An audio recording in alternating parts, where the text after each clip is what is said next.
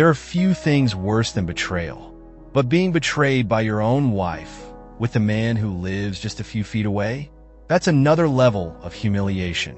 At first, it was just a gut feeling, an unsettling sense that something was off. I noticed the little things.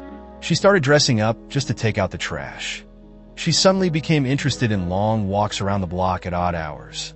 And then there was our neighbor, Mark, always grinning when he saw me, as if he knew something I didn't. It wasn't immediate. Doubt crept in slowly, gnawing at the edges of my mind, until it became impossible to ignore. She was more distant, yet oddly cheerful. Conversations became shorter. Her phone never left her side, and she started staying out later than usual. When I asked where she had been, her answers felt rehearsed, almost too casual. Then one night I caught a glimpse of something that made my blood run cold. I was in the living room when I saw a shadow pass by the window. Curious, I peeked outside. There she was, standing by the fence that separated our yard from Mark's, whispering into her phone. She giggled, flipping her hair the way she used to when we first met. And then, just as quickly, she disappeared into the night. That was the moment I knew. I wanted to believe it was nothing, that maybe I was overthinking. But deep down, I knew I couldn't ignore this. Not anymore. So, I decided to find out the truth once and for all. The next day, I started planning. I wasn't going to confront her without proof. I needed undeniable evidence. I installed hidden cameras near the backyard and entrance, making sure every angle was covered. Then I checked her phone records. Sure enough, there were strange late-night calls to an unsaved number, always around the same time. I had my suspicions, but I needed one final confirmation. So, I set my trap. The following morning, I kissed her goodbye like always and pretended to leave for work. Instead, I parked my car a few blocks away and walked back home, taking a hidden position behind our shed. I waited, heart pounding, sweat pooling in my palms. And then, I saw her. She emerged from the house, glancing around nervously before heading straight to Mark's back door. She didn't knock. She didn't hesitate. She just walked right in. I clenched my fists, my entire body trembling with rage. But nothing could have prepared me for what I was about to see next. I stayed in my hiding spot, breath shallow, pulse hammering in my ears. Seconds felt like hours as I debated my next move. I wanted to storm in there, confront them both, scream, rage, but I held back. Not yet. I needed more. I pulled out my phone and checked the feed from my hidden cameras. My stomach twisted into knots as I watched her step inside Mark's house, slipping her shoes off like it was second nature. The door closed behind her, and I was left staring at my screen, fists tightening. Minutes passed, then an hour. My mind raced, playing out every possible scenario. Finally, she emerged, her hair slightly tousled, her face flushed. She glanced around, making sure no one saw her, before hurrying back into our house like nothing had happened. I exhaled slowly. I had my proof. That night, I barely slept. Every time I closed my eyes, I saw her sneaking across the yard, heard her giggling through my mind's ear. The weight of betrayal sat heavy on my chest.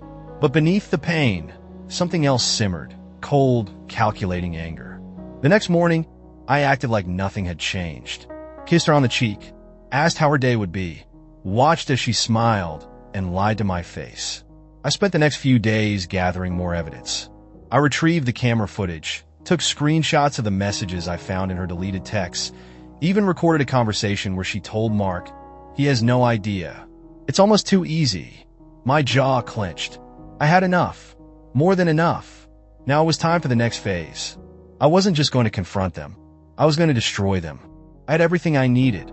The proof, the plan, and the patience to see it through. But revenge wasn't just about exposing the truth. It was about making them feel every ounce of the humiliation and betrayal they had inflicted on me. I started with Mark's wife, Lisa.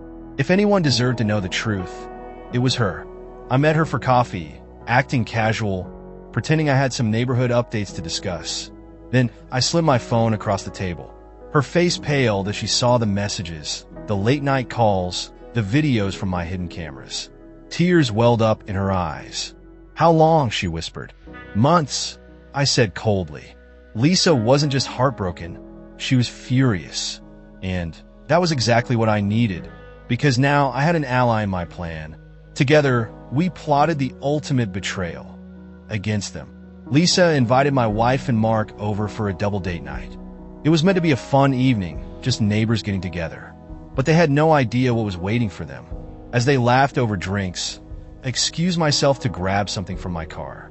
Instead, I set up the living room TV, and then, with a single press of a button, their secrets played out in front of them. My wife gasped, her face going ghost white. Mark's jaw dropped. The room fell into a deafening silence.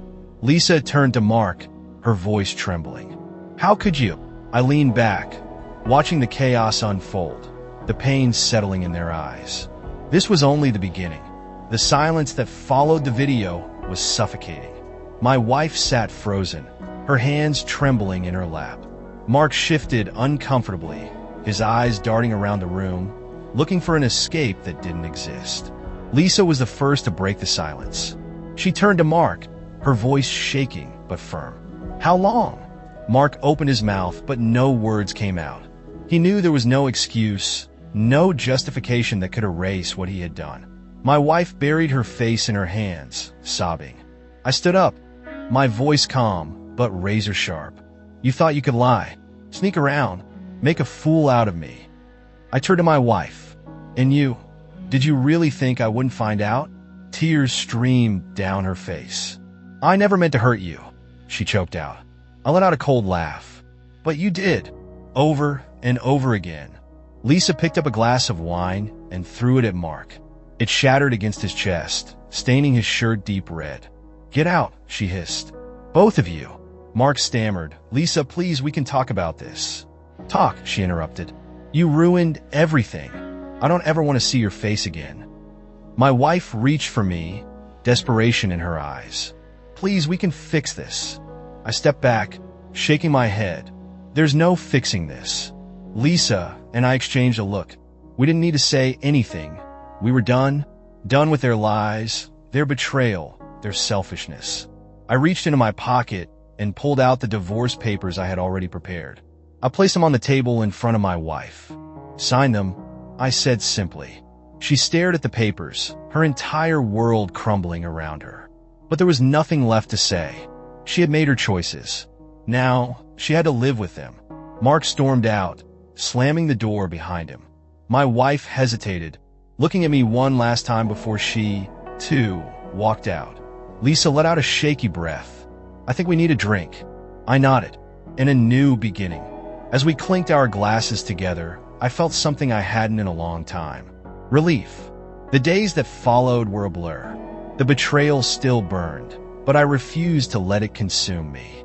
My wife had tried to call me countless times, leaving long, rambling voicemails filled with apologies and pathetic attempts to explain herself. I deleted every single one without listening past the first few seconds. I didn't need to hear her excuses. Lisa, on the other hand, had taken her revenge a step further. She spread the truth through the neighborhood like wildfire. Soon, Mark found himself ostracized. People whispered when he passed, and his once friendly neighbors now turned away in disgust. His wife had thrown him out, filing for divorce almost immediately. My wife suffered a similar fate. Her friends abandoned her. Her family barely spoke to her. With nowhere to turn, she showed up at our house one evening, eyes red and swollen. She begged me to let her in, to hear her out.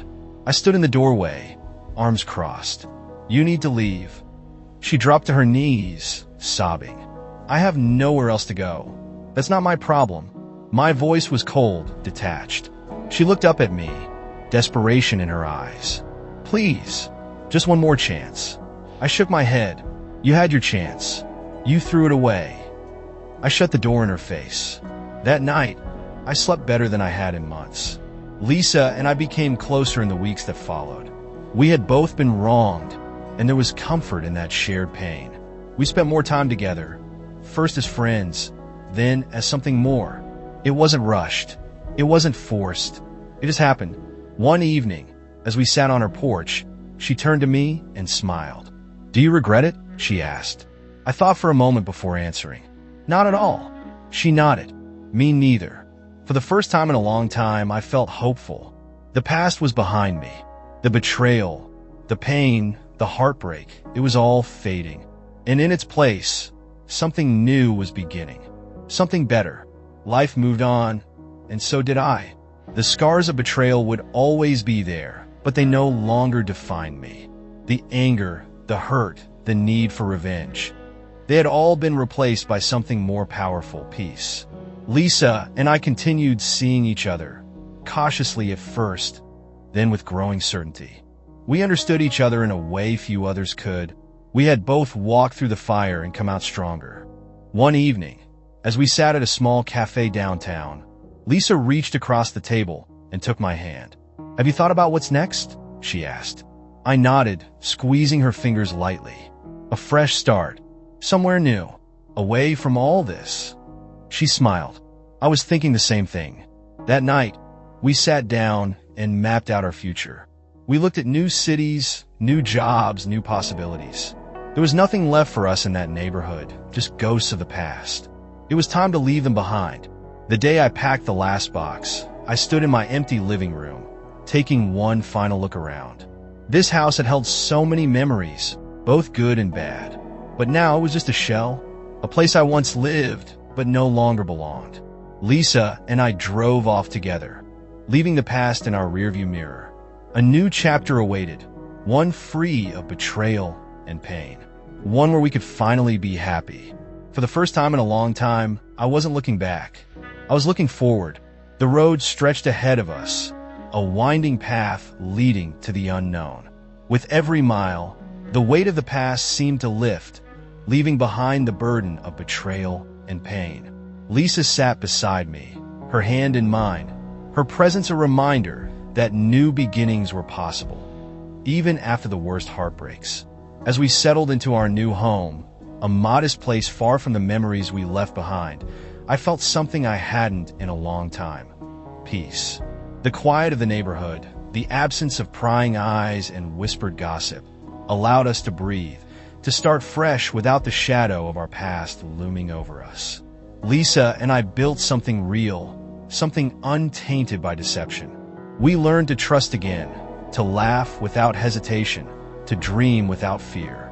There were still moments when the past would creep in, memories of betrayal that surfaced unexpectedly, but they no longer had power over me. They were just that, memories. One evening, as we sat on our porch, watching the sunset paint the sky in hues of orange and purple, Lisa leaned her head on my shoulder. "Do you ever regret how it all happened?" she asked softly.